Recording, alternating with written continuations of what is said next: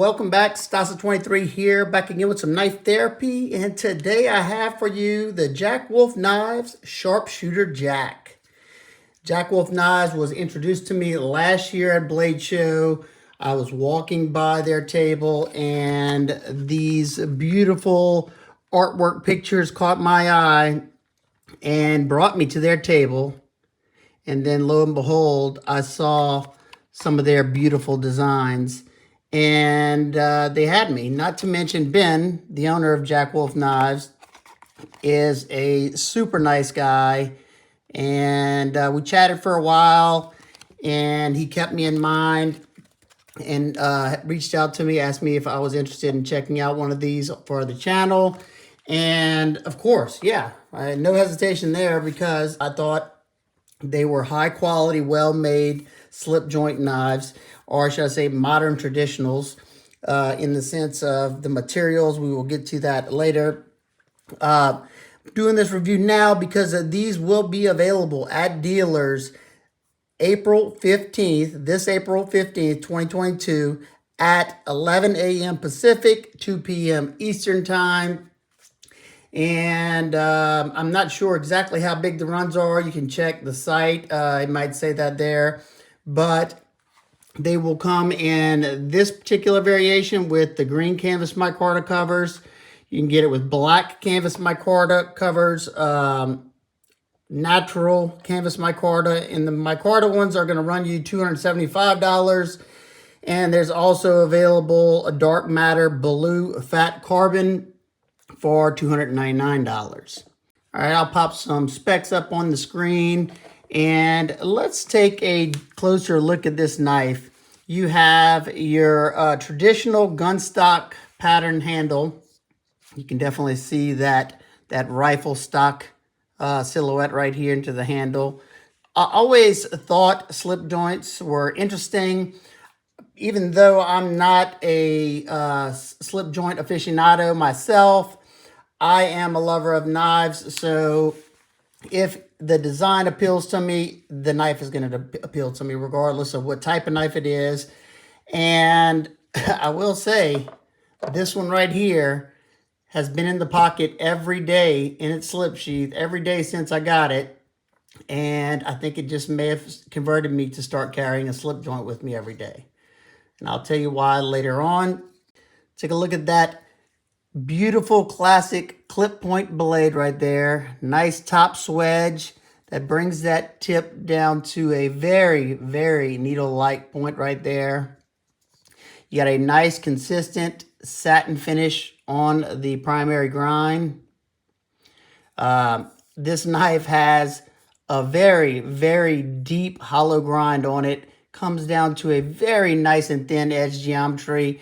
My particular knife measured 9 thousandths behind the cutting edge, and you can get all the way almost a 1/4 inch up the blade right here, and it doesn't get to 20 thousandths right there. So you can sharpen this knife all the way to right there, and then you're at the Spyderco PM2 level right there. So you're definitely going to get a lot of sharpening life out of it, and this thing is just going to perform. You have a crescent-shaped nail nick on this side sterile. Besides, on the flats, you have Bowler M390 stamp there. That is the blade steel, which is a high-end stainless steel that is known for its edge retention and corrosion resistance. You do have a V-style sharpening notch cut in there. On this side, you have the Jack Wolf written on the flats. And I like how you got the satin right here, satin on the top swedge right there. And on the flats right here, hopefully it's coming through on the camera. You have a nice stone wash finish on there. On both sides looks nice. And over on the spine, you have like a brushed satin finish up there. Very, very nice. The finishing work on this, the deeper I get, you'll see how impeccable it is on this knife. This knife was produced overseas. I don't know the manufacturer, the exact manufacturer, because he's not allowed to say, but I have a very good guess. Somebody uses the same screws.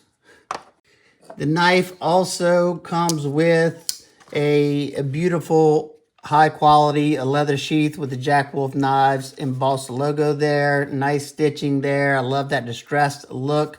Mine is broken in nicely. I found that putting it tip up into the slip fits the best for me, and it's easier for me to get out of the pocket. I can just fold these down and squeeze the sides, pull it out. And I think more so that micarta grabs the inside of the leather, so that's why it's easier for me to put it in this way. And like I said just a second ago, for me, what makes this knife great, besides its beautiful good looks and exceptional fit and finish, is this deep hollow grind. This was one of the first times where I did the testing, and every single test was an absolute breeze. It was fun to do. I got to the cardboard cutting, and it felt like I was cutting paper, because that thin grind, the thin stock, just passed through that cardboard without an issue. Super sharp edge on here. I stropped it up right before the test so I could make sure I had a really good edge. And it went through the cardboard without an issue. And felt like I could have kept cutting for about an hour or so before this thing would have just gave out. That's another plus about a thin geometry is that whenever these start to get dull, you're still going to be able to cut with them. That thin geometry is just going to allow that blade to go through. Unlike something with a very steep grind on it, it's going to, whenever it starts to get dull, you're going to feel it right away, because then it's going to be like pushing a wedge through something.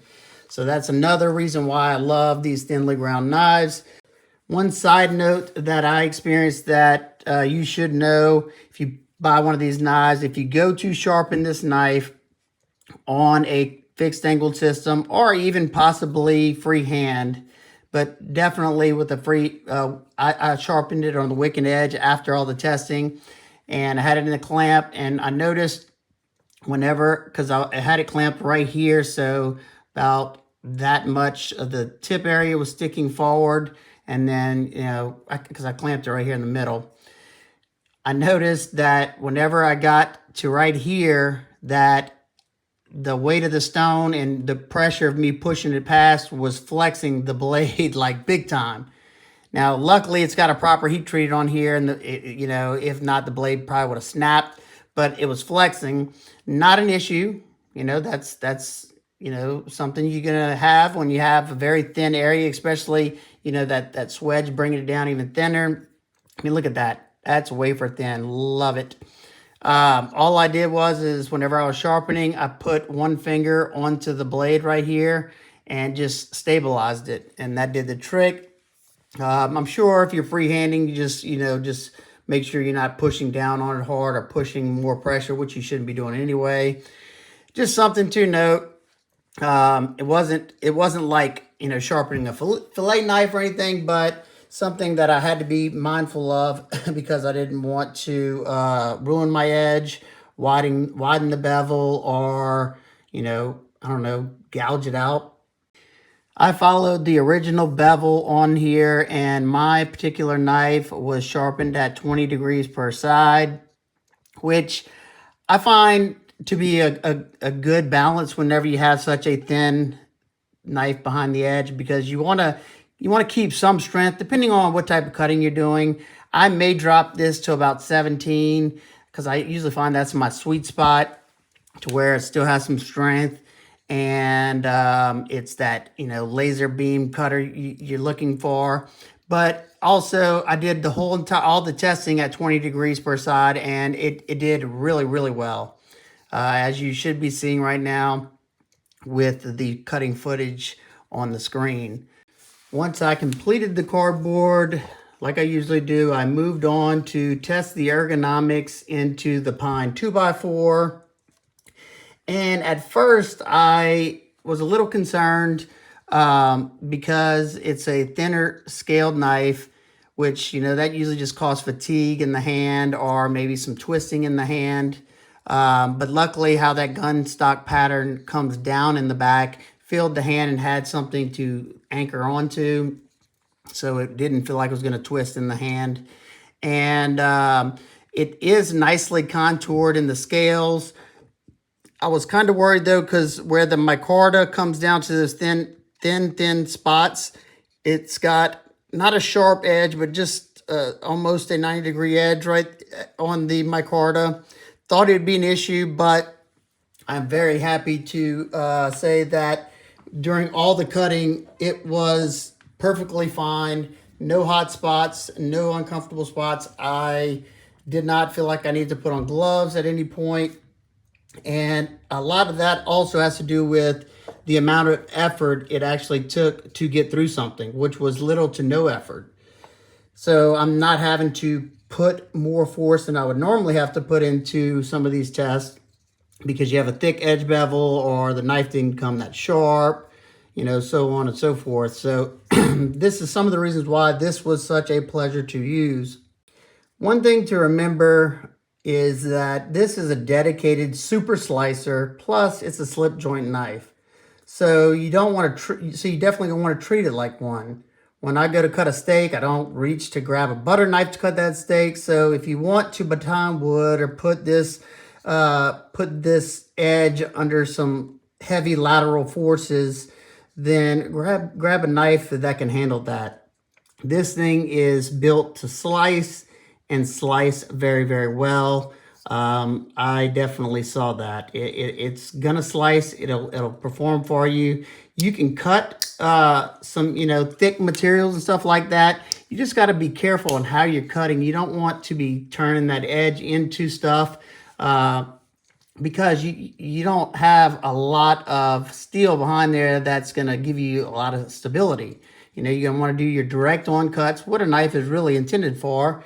You know, I do some stupid stuff with some of the folding locking knives, but they're folding locking knives, and I enjoy doing that from time to time when I know the knife can handle it. And this is one that I would never put through something like that. It would be stupid for many reasons, and I'd probably get hurt. Since I usually carry mainly locking knives and EDC size fixed blades, I rarely want to carry a slip joint. However, like I said before, the sharpshooter has been in my pocket every day since I got it, and I plan to add a slip joint to my rotation, so I have Mr. Ben from Jack Wolf Knives to thank for that.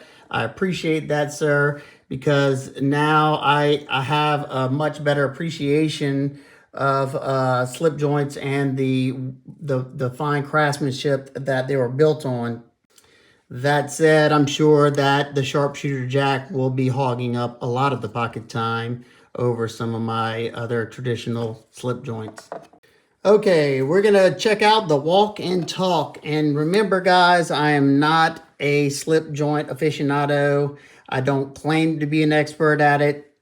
I love knives and I can appreciate a well-made knife. I do have a friend that is a slip joint collector, and he's very knowledgeable in there, so I showed him the knife. He loved it himself as well, and I kept seeing him want to try to put it in his pocket. But I asked him a few questions to help me out. And first of all, God, it sounds so good.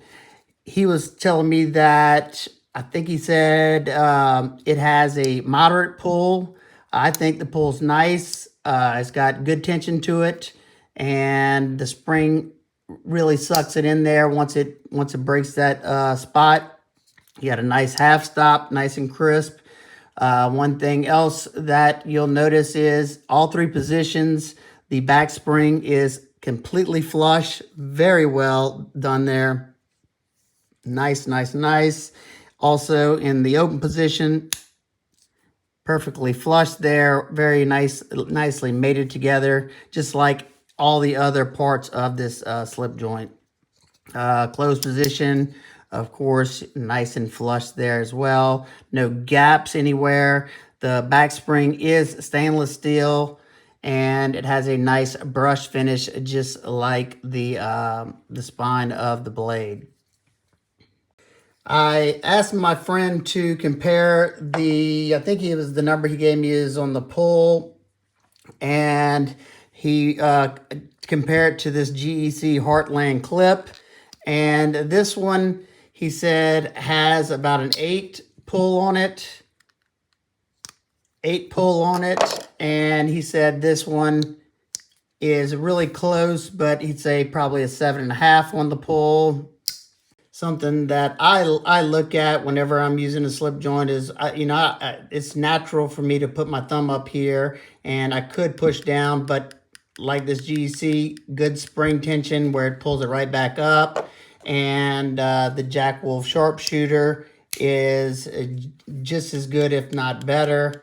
It's got a nice spring tension to it. It doesn't feel like I'm going to close it on my hands. The talk. I mean, great sounds to it. Walk and talk. So forgive me to all my traditional buffs out there. I'm still learning. Forgive me. I will learn more and more now that I'm, excited about the slip joints as well. Even though my wife's not going to be because of spending all that money. So definitely the spring tension is excellent. I think if it was any stronger, it would be hard for me to open up, mainly because I have poor dexterity in my hands. So that's why I was kind of steered away from slip joints.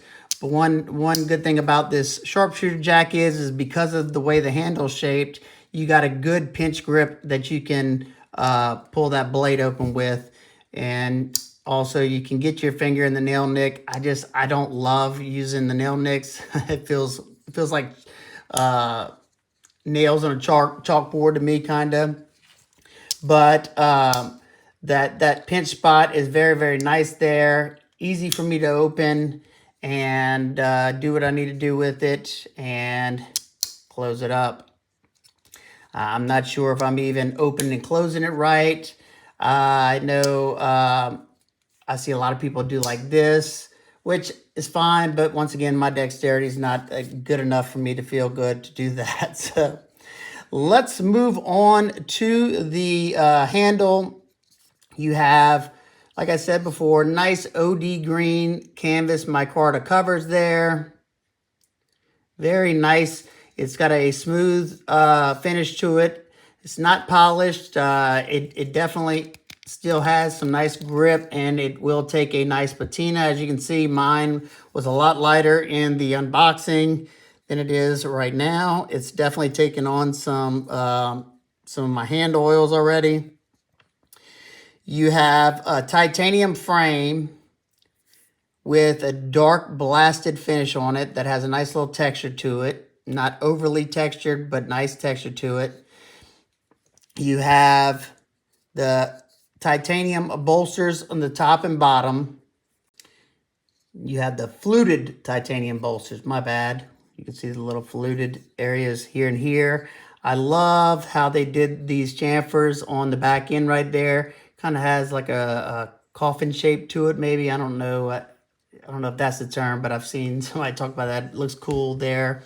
And everything is perfectly, when I say perfectly flush, I think that's what I kind of geeked out about, is how perfect everything was. Everything's perfectly smooth. There is no gaps in the seam on between the covers and the bolsters is absolutely seamless. You closing my eyes, I can't. The only reason I can know the difference is just the difference of a texture feeling. You have very nice, crisp hardware. You have a T10 pivot. Screws holding the covers are Torx T8. And I mean, absolutely tight fitment there. At first, I thought it wasn't a T8 because I couldn't get it to seat right there. But I mean, absolutely no play. Very, very tight fitment, just as the pivot. The craftsmanship is some of the best I've ever seen. I've handled many custom slip joints, and it has that custom feel to it. You can tell that there was a lot of handwork done to each one of these to get that perfect of fitment there. Yeah, somebody had to finish this by hand.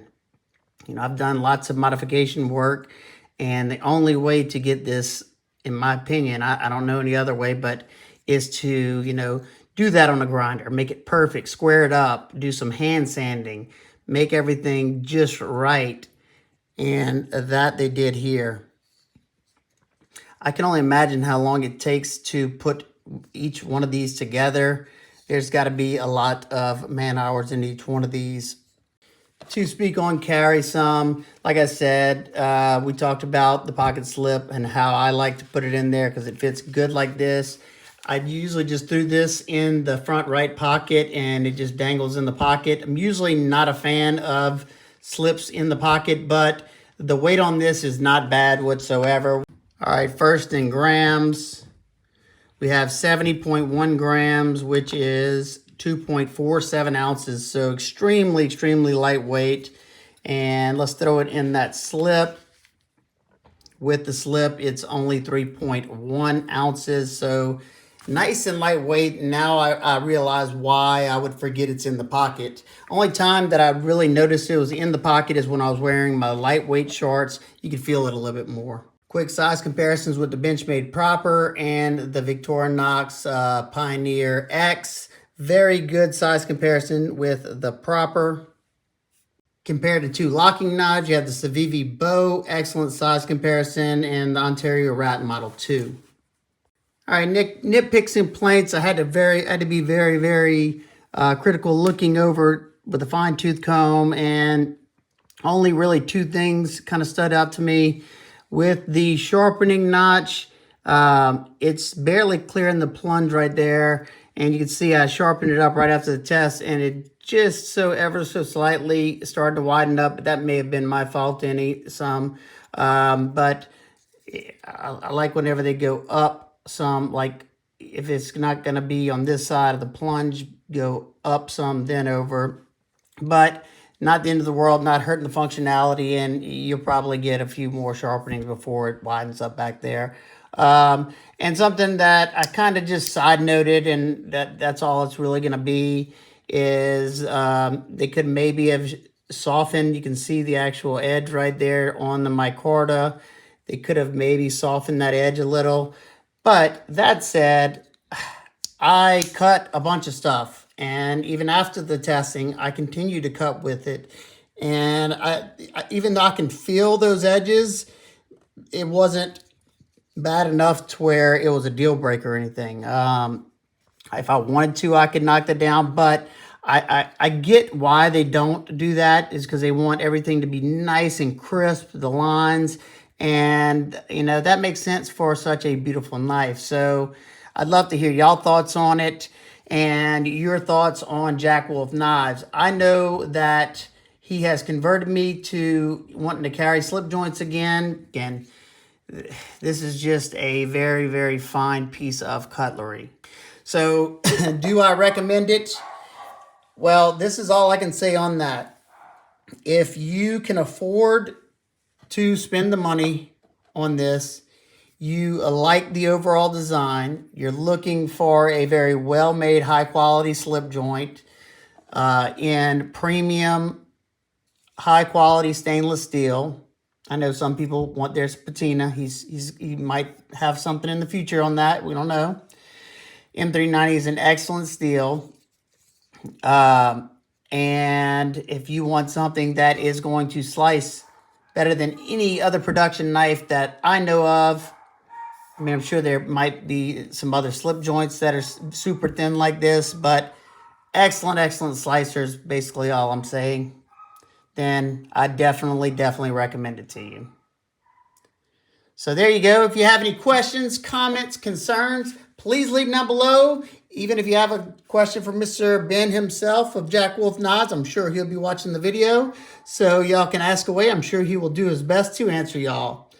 All right, guys and girls, I hope everybody's having an amazing day, and I will see y'all on the next one. Peace.